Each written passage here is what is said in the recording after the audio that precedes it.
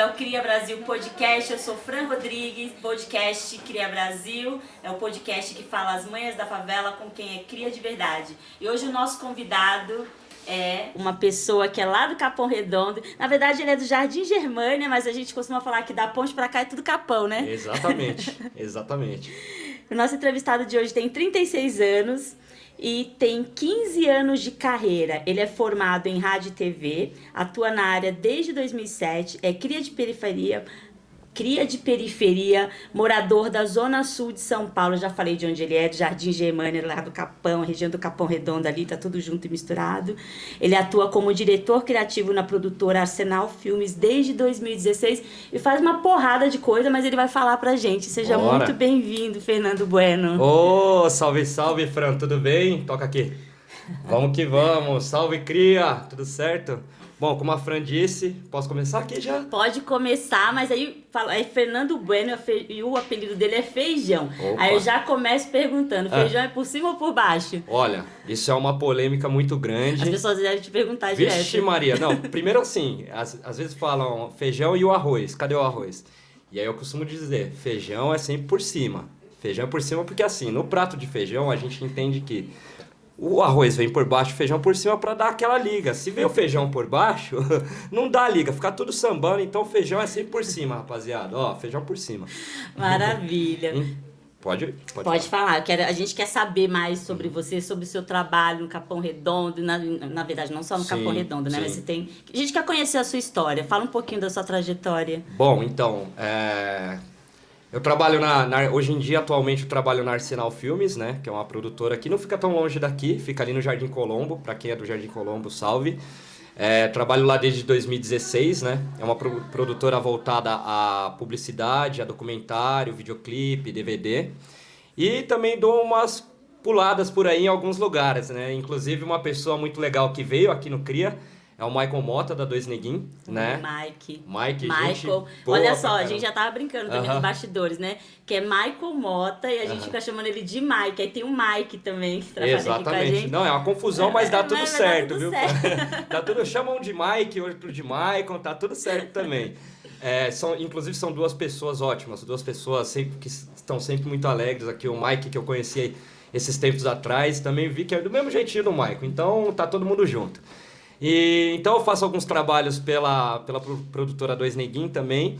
E já pulei pra, muito lugar. Já fui fotógrafo de navio, já fui datilografista, já fiz muita coisa fora da área também pra poder começar ali na carreira profissional, né?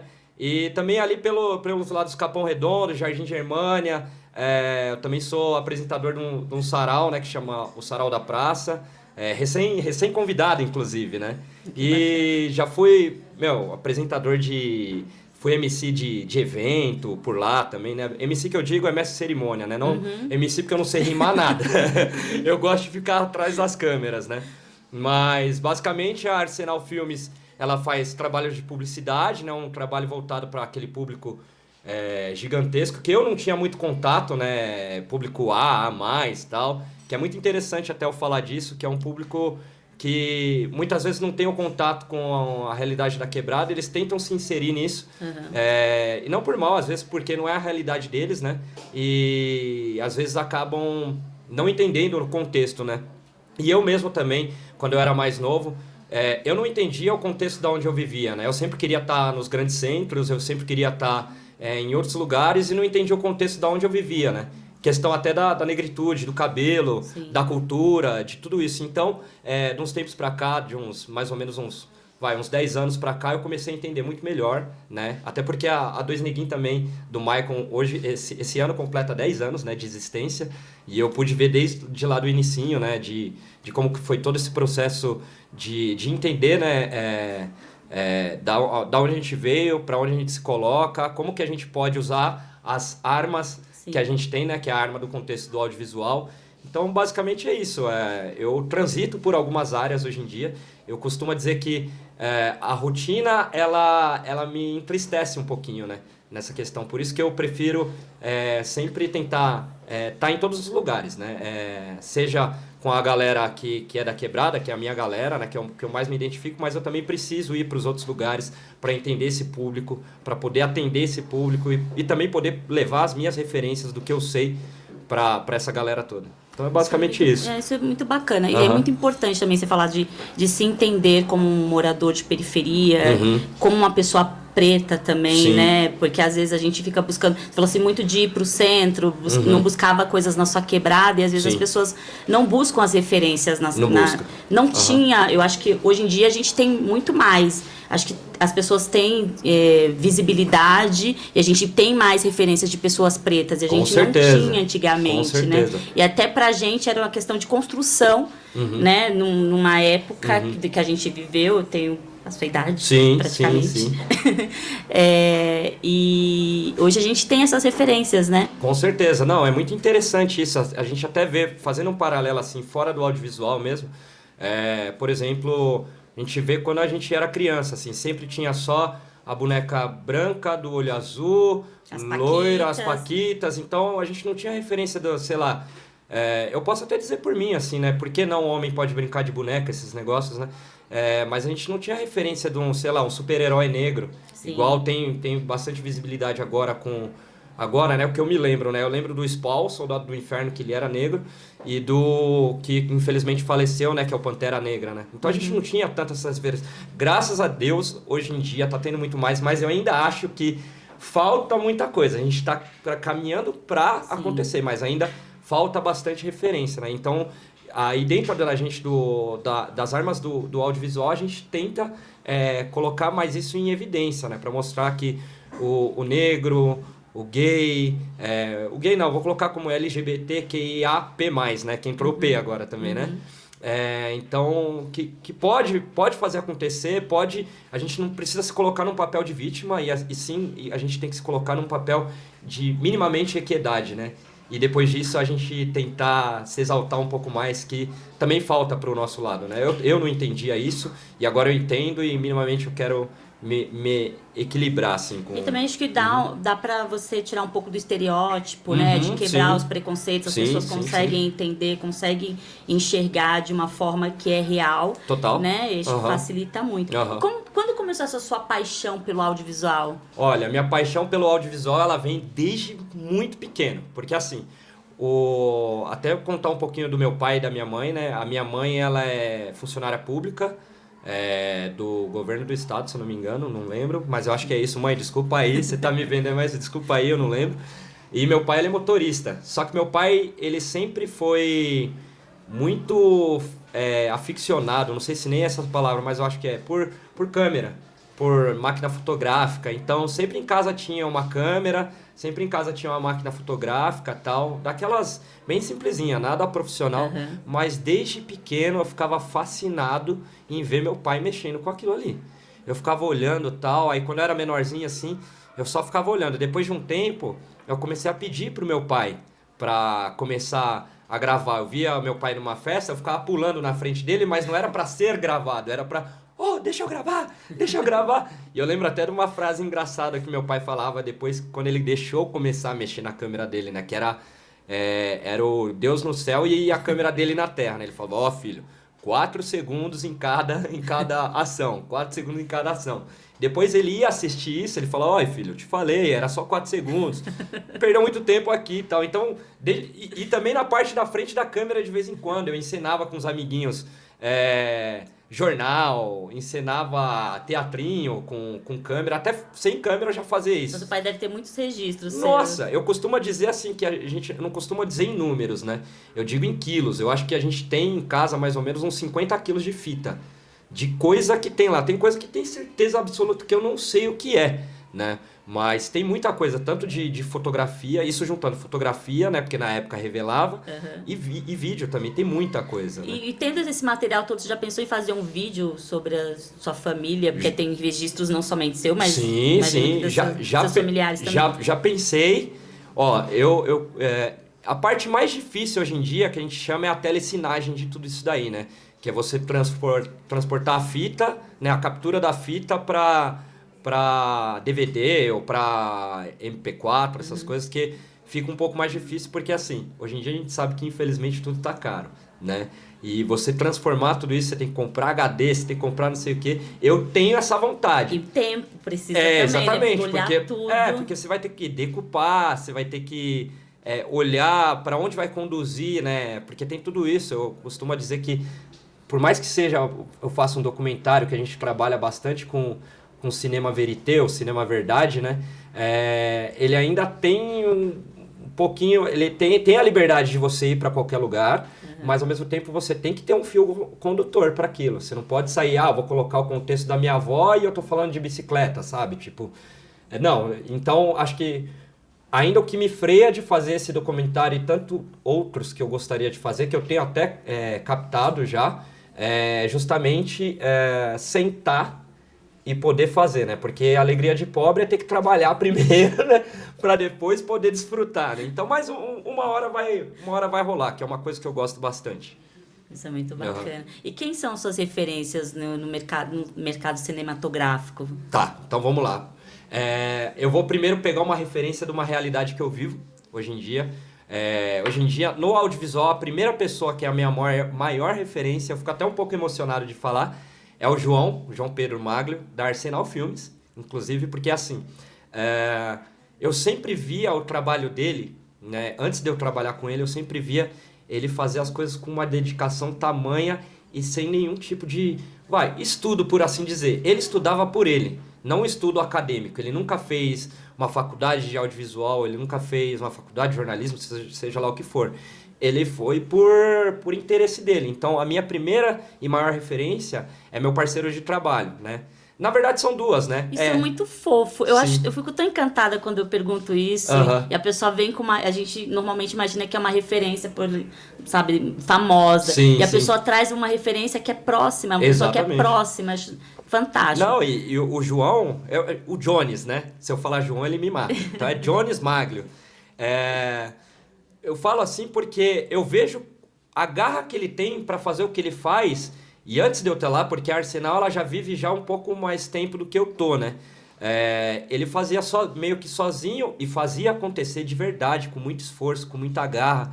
E era uma coisa que, assim, eu aprendi muito com ele, até mesmo ser mais organizado, né? Que a gente costuma dizer, assim, dentro do audiovisual a gente tem um workflow, né? Então, organizar o seu workflow e ser muito humano com o cliente, com quem você está tratando, porque nem tudo é dinheiro, né, Fran? Sim. Então, essa é a minha primeira maior referência. Aí tem tantas outras. Tem o Maicon também, que da Dois Neguinhos, também está fazendo acontecer de uma forma, assim, independente. Eu costumo dizer que o independente é muito lindo, porque você aprende com pouco, né? Inclusive a quebrada é assim, né? A gente aprende a sobreviver e a viver com pouco. E talvez uma referência famosa que eu gosto muito é o James Cameron, né? Que é o do, se eu não me engano, ele é o do Avatar, né? Não posso falar errado.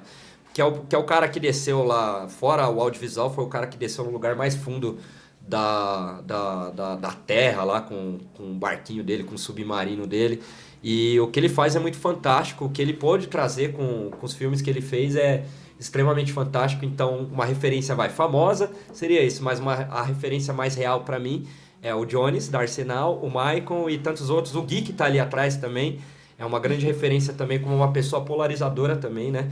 Que é o que vocês fazem aqui, é trazer todo mundo, unir as pessoas, fazer elas conhecerem. Então, também o Gui é uma pessoa que eu dou os parabéns para ele, é uma pessoa recém-conhecida, eu tenho mais ou menos 10 anos que eu conheço ele, não tem muito tempo. Pouco, né? Não deu para conhecer direito. Mas é uma pessoa que eu admiro muito também e que vale todo o meu brilho no olhar, né? E vocês também, que eu conheci há pouquíssimo tempo e já, pagam um pau, literalmente. Gente, isso é maravilhoso, né? A gente conecta com as pessoas assim que a gente não imagina, parece que já conhece há anos. Parece que já conhece há anos, exatamente. Fala, nossa, como é que eu te conheci há 2 dias? É verdade. Mas é muito bom.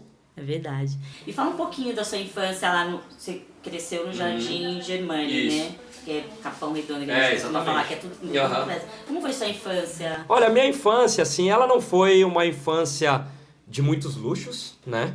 Mas ela também não foi a infância ultra sofrida. Estudei em colégio público, quando eu tinha um dinheirinho a mais, minha mãe colocava num colégio particular, porque a gente sabe que em algumas coisas a realidade para um é para outro, mas assim, minha mãe deixou muito claro que na questão do ensino, tem as diferenças, né, de infraestrutura, mas você não pode achar que você está num colégio particular que você é melhor que o outro. Então, basicamente, minha infância com a educação, ela foi uma educação legal, gostosa, apesar de que algumas vezes eu não queria estudar, né? Que é normal de uma criança, né? A gente tem que ser real. Depois quando cresce, elas que saudade, né? E assim, com os meus amigos lá, eu tive amigos de tudo quanto é lugar. Eu tive amigo do Jardim Ângela, do Jardim São Luís, tenho ainda, né? Estão todos, graças a Deus, vivos, né?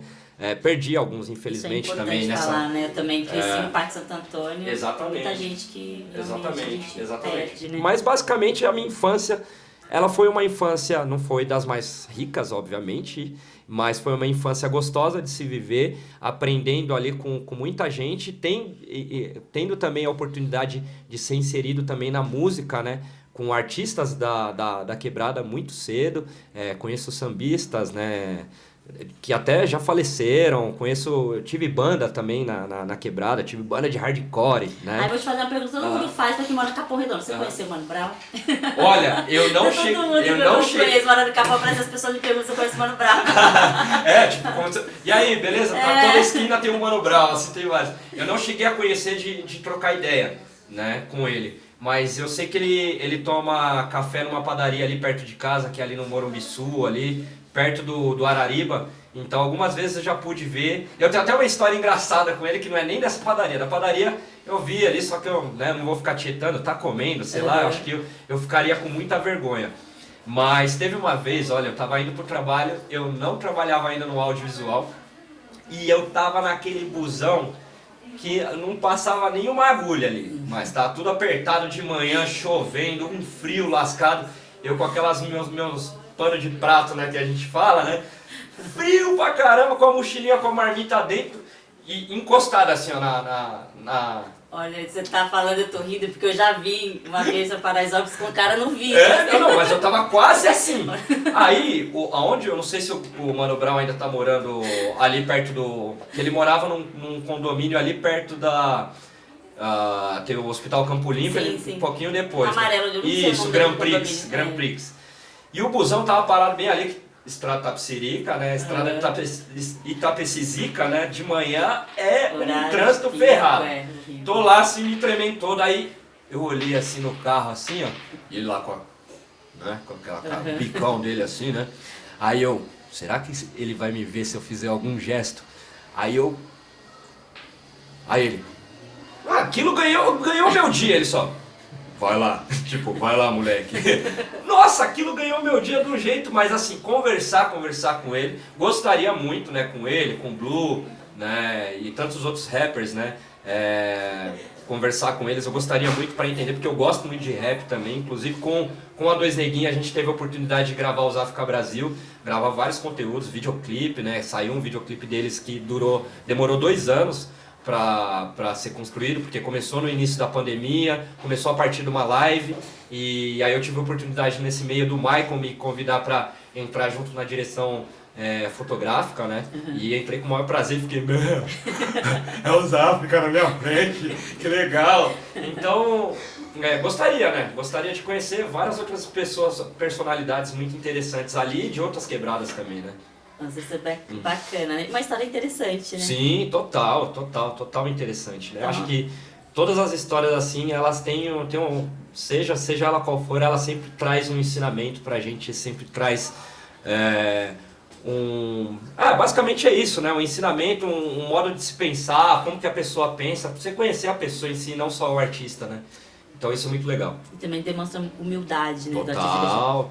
Muito importante. E você, como cresceu na região, também sua referência, com certeza, Racionais, com né? certeza. Eu costumo falar que eu cresci ouvindo fim de semana no Parque Santo Antônio, e pra mim aquilo era fabuloso, porque eu morava no Parque Santo Antônio, né? Então, tá aqui, Santo Antônio, tá aqui. Não, tem até histórias engraçadas assim que eu ficava esperando, a gente escutava, se eu não me engano, a 105.1, né? E eu ficava lá no radinho, assim, no mini system que tinha em casa, com a fita, só esperando pra passar as músicas do Racionais. Eu apertava play e rec junto pra gravar na fita, assim, pra depois eu escutar. Aí quando eu colocava alto, minha mãe, baixa isso daí, moleque! Então, né, porque minha mãe não entendia. Hoje em dia ela gosta de rap. Ela escuta, tem uns assim que tem até minha mãe é super religiosa, né? Então tem um contexto religioso no meio, ela, esse daí eu gosto, esse daí é legal. No audiovisual tem alguma vertente que te faz brilhar os olhos? Tem. Você fala de documentário? Tem o documentário, que é a principal, porque quando eu me formei, eu sempre pensei desde o início em rádio e TV que eu gostaria muito de fazer documentário, né? Principalmente documentário que falasse mesmo do contexto de sobrevivência, vivência e várias outras coisas, até mesmo documentário que falasse um pouquinho de saúde, né? Mas é basicamente documentário, e aí se eu pudesse era videoclipe, música, né, no contexto geral. E uma coisa que eu gosto muito, assim, são os esportes não convencionais, né? Que saem da bola, né? Não que eu não gosto de assistir um futebol, não sei jogar nada de futebol. Que o Brasil também não é só futebol, não é né? só futebol, É exatamente. Mas eu gosto muito de skate, slackline, né? Não pratico, né? Gosto muito de assistir e eu acho que tem tantos esportes por aí, de pessoas que até vêm da quebrada. Na Olimpíada mostra isso, que tem muita gente que sofre para ir para uma Olimpíada, né? O boxe mesmo, se eu não me engano, é muito...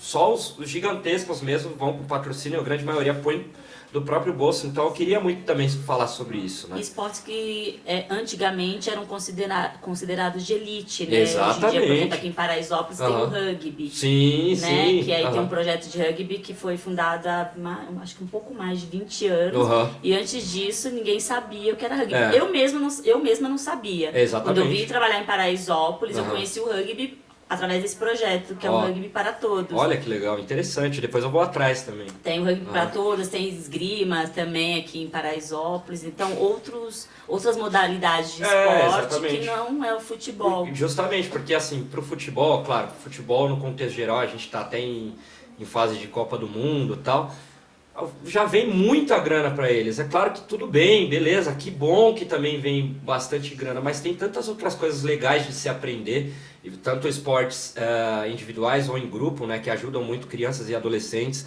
tiram de vários lugares, como a gente vê aí, como vários exemplos que mostram pra gente no dia a dia, né?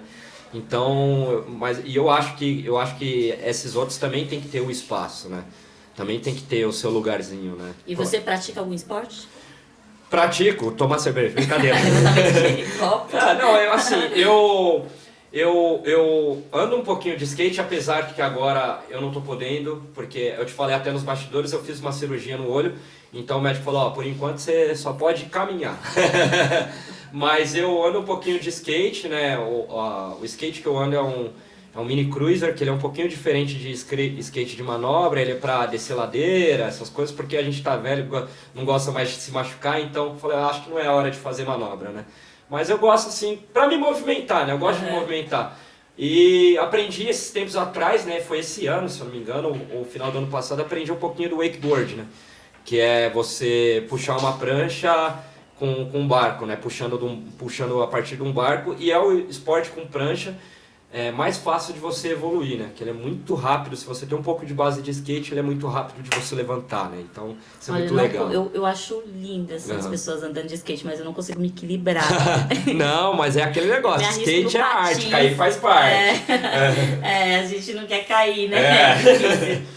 Me fala um pouquinho, que tem muito a ver com essa questão de você fazer vídeos voltados para o esporte, né? Esse canal que você criou em 2015 com seus amigos, é o Outline. Isso, exatamente. O canal Outline surge também, surge até, eu vou mandar um beijo para os meninos, né?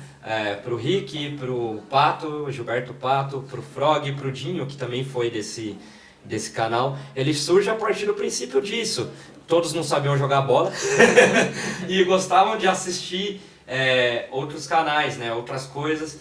E a gente ficou, infelizmente, como estava todo mundo na correria na época, não ficamos muito tempo, mas foi aí que eu me aproximei muito mais do Gui, que foi a pessoa que eu falei um pouquinho antes, porque o Gui também ele é uma pessoa que gosta muito de esporte e pôde nos inserir como a realidade dele é muito maior para algumas pessoas que ele conhecia, porque o bicho já morou na Austrália, já morou em tudo quanto é lugar, então ele conhece pessoas e empresas muito legais para isso. Então a gente falou, vamos fazer esse canal aqui para a gente conhecer literalmente esses esportes, quem sabe praticar, né?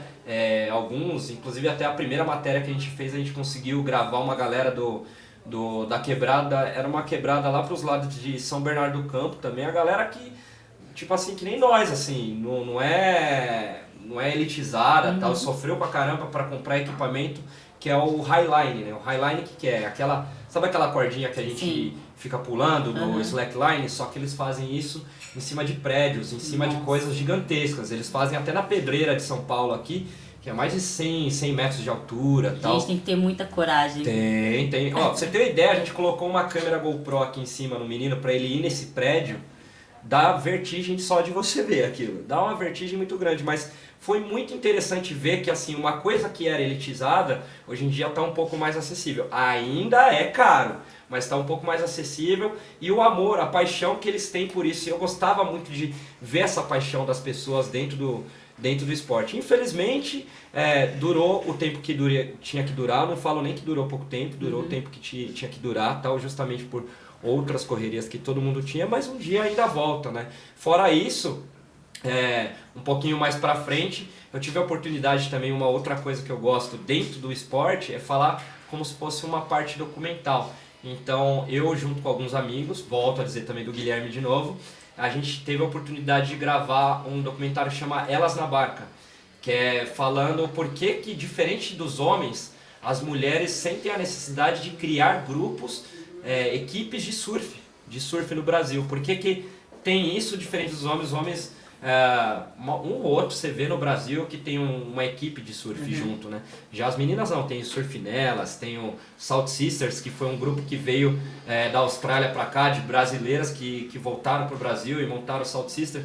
Então a gente entendeu que era muito mais pela sororidade, né, de estar junto, e eu achei isso muito bonito. E queira ou não, existe uma guerra, uma competição dentro da água também. Muita gente tem mudado bastante, mas infelizmente eu tenho que falar assim, muitos homens, quando vê uma mulher dentro da água, a gente fala que rabeia a onda, né? Que eles entram na frente e não deixam ela surfar. Nossa. Então essas mulheres mostravam, não, vocês não vão deixar, a gente vai para partir de igual para igual aqui.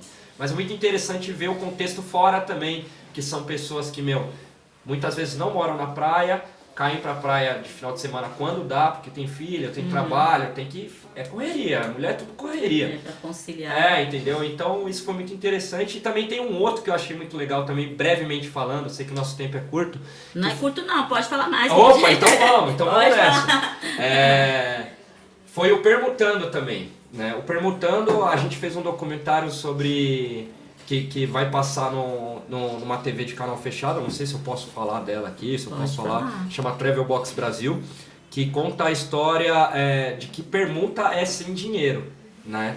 Permuta é uma moeda de troca também. Então, esse documentário a gente fez ele com duas pessoas principais, um homem e uma mulher. Esse homem ele morou no Japão 20 anos e 11 anos viajando pelo mundo, ele é fotógrafo, né? E ele volta para o Brasil em época de pandemia, só que não sabia ainda se tudo ia fechar, que ele queria fazer um tour de motorhome pelo Brasil, permutando mesmo, fazendo permuta. E não tem a ver com influenciadores, né? Quando você fala permutando, a gente já pensa em influenciador. Não tem a ver, é só para entender que sim, a permuta pode funcionar para qualquer um, que é uma moeda de troca, é dinheiro sim, você paga com o seu trabalho, né? Então aí o Cássio, ele ele ficou 31 anos literalmente fora, sem vir pro Brasil, e a Ana, que era uma menina que tinha um sonho de fazer uma Eurotrip, só que aí chega a pandemia, ela tava com dinheiro para fazer a Eurotrip, que ela juntou também, trabalhando pra caramba, e como não deu, ela falou, então vou viajar sozinha aqui pelo Brasil em época de pandemia. Então a gente junta esses dois, né? Ele com a experiência vasta dele em viagem, e ele já permutava também fora, e ela que estava começando no audiovisual, ela é professora de surf também, e os dois se juntam numa série que a gente faz pelas praias, eles trocando por acomodações, trocando por comida, trocando também, e aí o que eles faziam? Eles pegavam essas acomodações, tiravam foto, ele ensinava ela a tirar foto, faziam vídeos do lugar, para bater essa moeda de troca. Eu já tô achando super interessante, nossa, eu quero assistir. Não, e é muito legal porque hoje em dia dá sim para você fazer, é claro que a gente tem que pagar conta, nem tudo se converte em permuta, mas dá sim pra gente ir em vários lugares, conhecer pessoas interessantes com essa moeda de troca, e às vezes a gente se prende não vou fazer aquilo porque não sei se a pessoa vai aceitar. Você não sabe, é que nem, você já comeu bacalhau? Não, então como que você vai saber que é gostoso ou não? Então a gente começou a tentar, né, desmistificar um pouquinho o que é a permuta para alguns lugares, alguns fatores, alguns meios, né, E achei muito interessante que a gente conheceu de tudo, conheceu Casa Ecológica, que trabalha com permacultura, né? Nossa, Aprendi, porque quem está ali atrás das câmeras, né, que está fazendo a pesquisa de tudo isso, está perguntando também, aprende pra caramba. Então isso foi muito legal para todos nós, né? Eu acho que o bom do audiovisual, e assim como várias outras áreas, a gente tem a oportunidade de estudar sempre um pouquinho todo dia ali na prática, né? Eu posso estudar hoje aqui com você no podcast, eu vendo essas luzes aqui, tudo como é que se faz, do jeito que se faz, então tudo é um aprendizado. Isso daí pra gente foi um aprendizado muito grande. Ainda não tá passando no Permutando ainda não tá passando, mas com certeza quando passar eu vou avisar todos vocês. Avisa, eu já fiquei super curiosa. Bora pra cima! Você falou que já fez de tudo nessa vida, né? Antes de você se formar em jornalismo, trabalhar na área de audiovisual, qual era a sua profissão? Vixe, olha, eu o que você fez da sua vida? Ó, eu já cortei imã de geladeira. Minha mãe, apesar de ser funcionária pública, ela também teve um negocinho de... Minha mãe foi a primeira a mexer com edição em casa, inclusive. Edição de imagem. Que ela fazia imãs de geladeira, milheiro, né? Tipo cartão de visita. Só que ela fazia imãs. Então eu cortava imã de geladeira, ela me dava um troquinho. Já fui de ouvidoria. Trabalhava de terninho, trabalhava na ouvidoria da TIM. Todo dia lá escutando reclamação. E era assim, não era ouvidoria no telefone, né?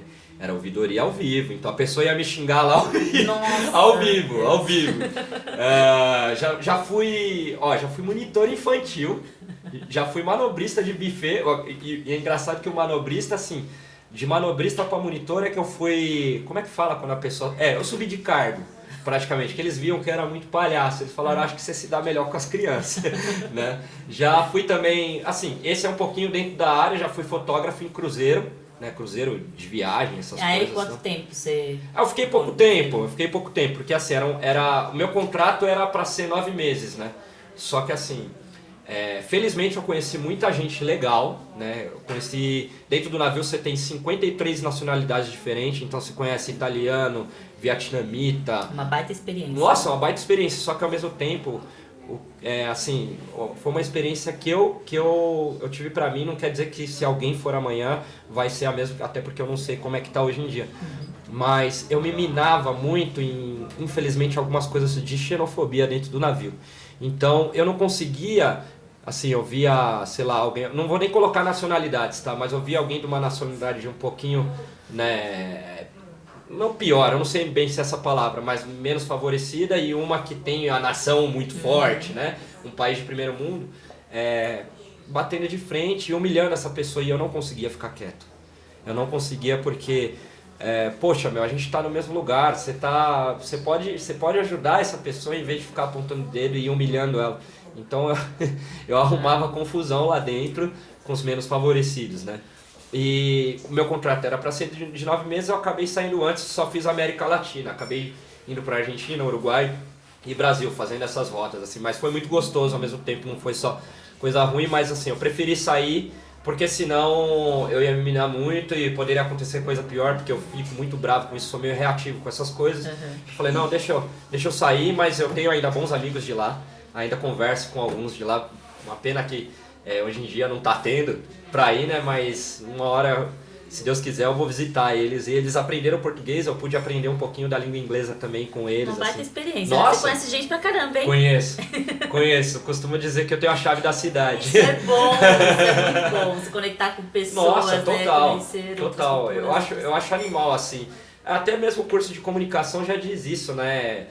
Porque se você faz comunicação e não se comunicar... O que você está fazendo então? Então vai fazer outra coisa, sei lá, que não precisa falar com ninguém. E hoje em dia são poucas coisas, eu acredito que quase nada, você não precisa falar com alguém. E eu acho tão gostoso essa questão de você poder conhecer a pessoa, se olhar nos olhos dela, né? É que gente, eu não posso ficar sem óculos por causa de fotossensibilidade. Mas se olhar nos olhos da pessoa e poder falar, nossa, que interessante você. Eu não posso desmerecer a sua história, né? Cada um tem seus problemas, não posso invalidar os seus problemas, né? Meus problemas não são maiores que o seu. Pô, vamos junto, vamos ver o que a gente pode ser melhor, né? Sabe? É verdade, juntar. Como você se imagina daqui a 5, 10 anos? Como que olha, eu me imagino numa ilha... Não, de brincadeira. Olha, eu me imagino assim, é claro que eu também tenho essa parte, eu não posso esconder isso, eu me imagino um pouquinho melhor financeiramente, que eu acho que isso daí vai me dar vai me dar voz para eu fazer outras coisas que eu quero fazer em prol da minha vida, primeiramente, que se eu não tiver a minha vida, eu não consigo ajudar outras pessoas, mas eu me imagino também, sei lá, meio que nisso que eu já faço, assim, sabe? Documentando tudo que eu posso documentar, ajudando quem eu posso ajudar, né?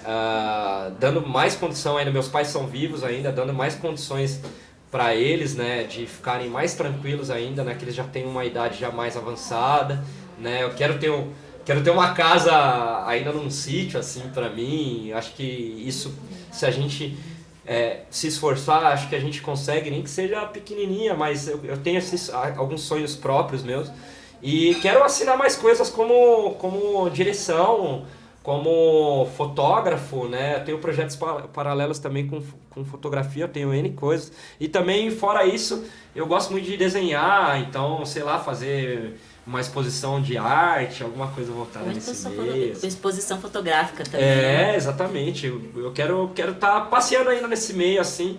Um dia parar, eu acho que assim... quando eu estiver bem velhinho, lá dos meus 130, lá dos meus, sei lá, 80 também, eu acho que eu quero não parar total, mas dar voz a outras pessoas e assim, ser eternizado de alguma forma, porque assim, a gente não é eterno por questão física, mas deixar um legado, né, de coisas interessantes e de ajudas que a gente pode dar para N pessoas e continuar ajudando os menos favorecidos e tudo mais. Que eu fui ajudado também, né? Bacana, isso é importante, né? Total. Você participou de projetos sociais quando criança? Olha, quando criança não, porque eu não tinha esse acesso, né? Como eu te disse, apesar de conviver ali e tal, mas eu ainda tinha esse visual assim de sei lá, querer mania de riqueza, sabe? Tipo, não que seja dessa forma, mas a forma mais prática que eu achei. Então não tive muito quanto... Minto. Teve um que assim, eu já estava um pouco mais velho, que eu conheci, foi o Projeto Arrastão.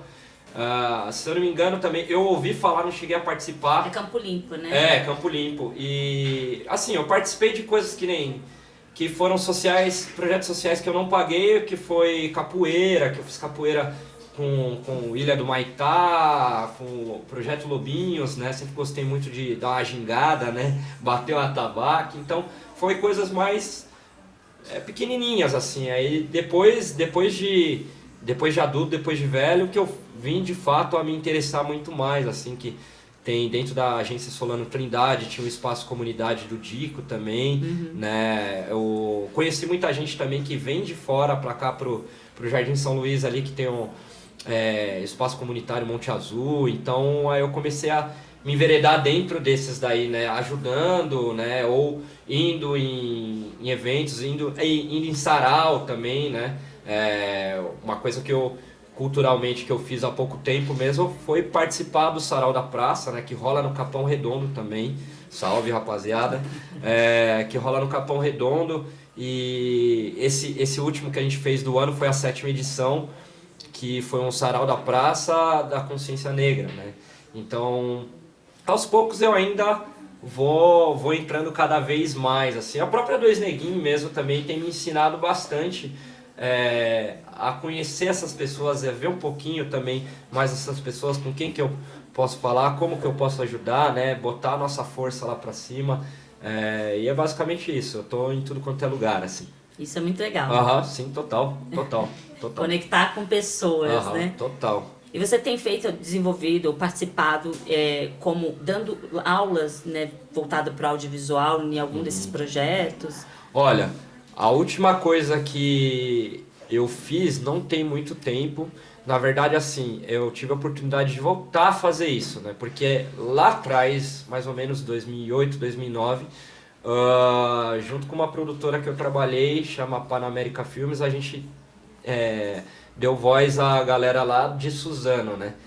A gente fez uma oficina de audiovisual, nem chamava meio que audiovisual, tinha outro nome porque não era só audiovisual inserido, tinha outras pessoas ali também dando oficinas, mas a gente ficou com a parte do audiovisual ali trabalhando com adolescentes já um pouquinho maiores, assim, um semi-adulto, né? Vamos dizer assim, né? De 15 a 18 anos, né? Que nem é tão adulto assim, né? Não é. E a gente deu oficina para eles, ficamos um mês lá com eles, mostrando que é uma câmera, como que você constrói um roteiro, como que é feita uma edição, né, mostrando na prática ali como que era uma edição. E no final foi muito legal porque a gente pegou a sala de Suzano para expor, né, todo esse material que foi gerado, seja documentário, seja a parte física mesmo, que a molecada fez tela, fez N coisas. E com o Maicon, esses tempos atrás, tem mais ou menos um mês, a gente foi convidado para ir numa escola agora, eu não vou lembrar, desculpa, eu não vou lembrar o nome da escola agora, mas uma escola aqui perto também,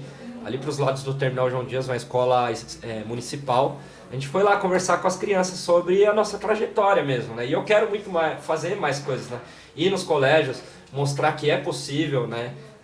A gente... Aí são as referências, exatamente, né? Que a gente fala. Exatamente. Eles vão ver e falam assim, caramba, eu posso fazer isso também. Exatamente. E hoje em dia a gente tem o advento do celular, né? Que tá muito mais fácil. A gente chama... Antigamente, eu não sei como é que chama isso, mas era cross-media, né? Que a gente falava, né? Então você começar a trabalhar com audiovisual, ou com jornalismo, ou com outras coisas... De várias outras maneiras, né? Você não precisa literalmente estar só na câmera, você pode ajudar num roteiro, você pode ajudar numa produção. Então a gente foi lá para mostrar para a molecada que a gente não começou já pegando numa câmera, a gente foi entender, foi puxar cabo, foi fazer um monte de coisa e no final disso a gente foi, né? A gente vai se enveredando para onde a gente quer. E com o celular hoje em dia eu vejo tantas criações tão bacanas, né, tão criativas, né, que eu falo assim, até Glauber Rocha, né, que a gente estudou muito na faculdade, ele falava algo do tipo, acho que era estética da fome ou estética do sonho, que falava uma ideia na cabeça e uma câmera na mão, né. O cinema marginal também falava muito disso, porque na época do cinema marginal, das câmeras Super 8, né, muitos cineastas tinham a vontade, né, de fazer, só que o rolo, a bitola, né, a bitola 16, 32, 8mm, elas eram muito caras, então eles iam para a Rua Fidalga, né, aqui em São Paulo, que lá tinha a Boca do Lixo. Então lá tinha muitas produtoras e eles deixavam os rolos lá que não usavam mais, que as produtoras tinham muito dinheiro, então usavam uma vez. Só que essa galera Rogério Ganzerla e outros que fizeram o Bandido da Luz Vermelha, foi tudo gravado com bitolas que já foram reaproveitadas, né? Então hoje em dia, você vê, naquela época eles já reaproveitavam muita coisa. Então, passando para hoje em dia, você vê o quão mais, não digo bem fácil pra caramba, porque você tem que ter um breve estudo ali, mas está muito mais acessível na questão do celular. Você tem, você posta no Instagram hoje em dia, qualquer coisa, a qualquer hora, você já está fazendo uma reportagem. Acesso ao aprendizado, porque você pode pesquisar no YouTube também, total, e aí você consegue total. Você não tem mais a Barça hoje em dia, que você tinha que ir lá na biblioteca, pegar a Barça, ficar lá, cadê? Meia hora, uma hora e não achava, dava um desespero, meu Deus, amanhã tem prova, sabe? Hoje em dia não, e também tem que tomar muito cuidado também, por um lado, porque assim, a gente ainda tem que incentivar a leitura, né? Sim. Tem que incentivar a criança e o adolescente, e até nós mesmos, a gente esquece às vezes como é que é escrever na mão. Minha letra eu fui ver esses dias, estava um garrancho, já não era tão boa, fica pior ainda. Então a gente tem que também incentivar a leitura, mas o acesso está muito mais fácil. Não tem como a gente esconder de uma criança, no adolescente, a tecnologia. Ela está aí a serviço de todos, né? Então, mas a gente tem que tentar equilibrar tudo isso, né? É isso. Que conversa maravilhosa, Nossa, adorei conversar gostoso com você. Eu queria que agora você falasse suas redes sociais, para as pessoas te seguirem, te acompanharem. Maravilha, eu posso falar algumas? Pode, fique à vontade. Então vamos lá então. Então eu vou falar primeiro a da Arsenal Filmes, Arsenal Filmes, @Arsenal Filmes no Instagram. Com E no final, não é de filmes dos Estados Unidos, não. Aí eu vou falar uma outra que eu vou continuar aqui fazendo aquela ponte, que o Michael já falou, vou falar de novo, é a Dois Neguin com N no final, que também a gente produz bastante coisa lá, eu também estou junto com ele, e a gente tem que favorecer os nossos amigos, né? Tem em AVP, que é o Guilherme que eu te falei, que é o que faz todos esses documentários, em AVP assim, NHAVP. Em AVP, Gui? Em AVP, no Instagram.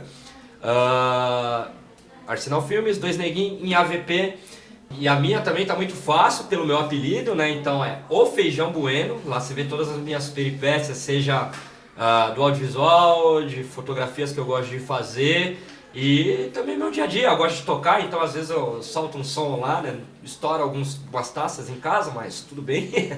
E são essas basicamente que eu gostaria de falar. E Foi um prazer enorme estar aqui com vocês. Tudo meu. Eu adorei desde a primeira vez que eu vim ver o Michael aqui, eu falei, caraca, velho, como eu passei tanto tempo e não conhecia esse lugar, cara. E todo mundo aqui, todos tão estão... pertinho, né? Tão pertinho, e todos estão, olha, de verdade, todos estão de parabéns, principalmente primeiro pela conduta que vocês têm com todo mundo, de, pô, chegar a dar um bom dia, uma boa tarde, uma boa noite, seja lá o que for.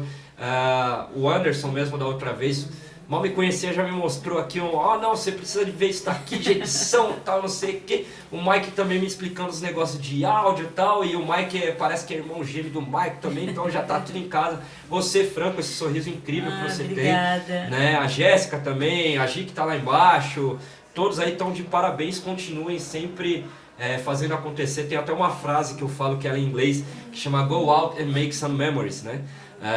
Que é uma frase que infelizmente não é minha, é de uns outros produtores, né? Eu tô até com a camiseta aqui. Que é isso, saia e faça suas memórias. E eu vim aqui, com certeza vai ficar marcado pro resto da vida, e com mais oportunidade quero fazer mais coisas aí com vocês e convidar vocês também para conhecer nossos projetos e fazer acontecer vamos, com junto. certeza. De verdade, assim, tô muito feliz por a gente ter se conectado, por ter te conhecido. Satisfação A gente falou total. muito do Michael Mota, a gente gravou com o Michael Mota também. Vocês podem ir lá no canal Cria Brasil ver a nossa entrevista com o Michael, muita gente boa, né? O Michael tá devendo cerveja, tô brincando, brincadeira. Então é isso, obrigada. Obrigada, agradeço. Feijão. Muito obrigada mesmo. E até o próximo Cria Podcast. Sigam a gente nas redes sociais. O Mike vai fazer edição, vai colocar em cima e embaixo. O Mike, onde é? Na descrição. Na descrição. Beijo, gente. Tchau.